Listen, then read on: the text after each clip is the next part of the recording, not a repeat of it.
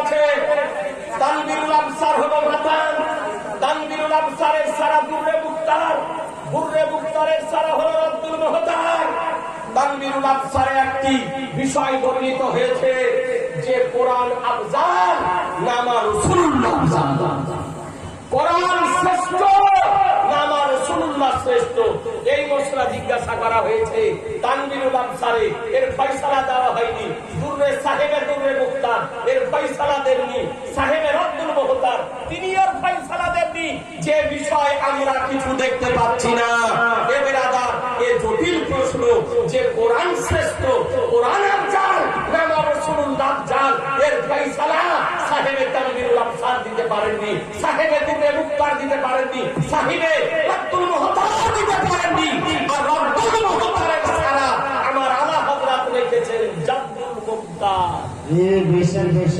জাদ্দুল মুমতাজ রদ্দুল মুহতারের সারা লিখেছেন। সেই সারার মধ্যে এই জটিল মশলার সমাধান দিয়েছেন। তিনি বলেন যে কোরআন যদি আল্লাহর সিফাত যদি হয়, যে কোরআন লৌহে মাহফুজে সুরক্ষিত আছে, এ কোরআন যদি আল্লাহর সিফাত যদি মুরাদ যদি হয়, তবে নবী ও প্রবক্তা অপেক্ষা কোরআন শ্রেষ্ঠ। আর এই কাগজে ছাপা কোরআন যদি হয়, প্রিন্ট হওয়া কোরআন যদি হয়, যা ডুবেও যেতে পারে, ছিঁড়েও যেতে পারে, ফেটেও যেতে পারে, ঝুলেও যেতে পারে, এ কোরআন যদি হয়, এ কোরআন অপেক্ষা আমার রাসূলুল্লাহ হলেন শ্রেষ্ঠ। সুবহানাল্লাহ, সুবহানাল্লাহ, অপেক্ষা আমার রাসূলুল্লাহ শ্রেষ্ঠ। এত বড় জটিল বিষয়ের সমাধান জাদ্দুল মুমতারে যিনি দিতে পারেন, তারই নাম হলো ইমাম মুহাম্মদ রাজা ফাজিল বেরলভী রাদিয়াল্লাহু তাআলা আনহু।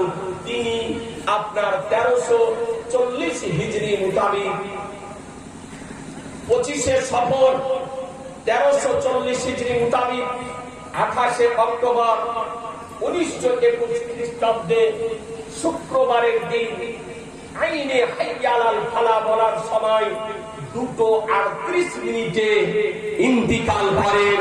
তার মাজার শরীফ রাজা মসজিদের আপনার ডান পাশে বিরাজিত মুস্তাজিবুত তাওয়াব। আজও তার মাজার শরীফে আজকে মানুষ হাজার হাজার মানুষ নয়, লক্ষ লক্ষ মানুষ উপস্থিত হয় জামা হযরতের মাজারে গিয়ে দোয়া করলে সেই দোয়াটা আল্লাহর দরবারে কবুল হয়। আজকে তারই 103তম ওরস শরীফ সমগ্র পৃথিবীতে পালিত হলো। আলহামদুলিল্লাহ, আজকে গোলামানে মুস্তাফা কমিটি এ ওলামায়ে কিরামগণ মিলে আপনাদেরকে নিয়ে এই 103তম উরসে আলা হযরতের ব্যবস্থাপনা করেছে। এটা ভালো না খারাপ? একটু জোরে বলতে হবে। এবার প্রথম হলো নাকি গো? প্রথম হলো এই আলা হযরতের উরসটা আপনারা যতদিন বাঁচবেন হবে ইনশাআল্লাহ, বলেন তো হবে যেন হয়। আমি ওলামায়ে কিরামদেরকে বলবো যেভাবে এ বছর ঐক্যবদ্ধ ভাবে করেছেন, যে যতদিন তরিকারই মুরিদ হন না কেন, কালিমি যদি হন তাও সে সুন্নি, কাদেরই যদি হয় সেও সুন্নি, আশরাফি যদি হয় সেও সুন্নি, নকশবন্দি যদি হয় সেও সুন্নি।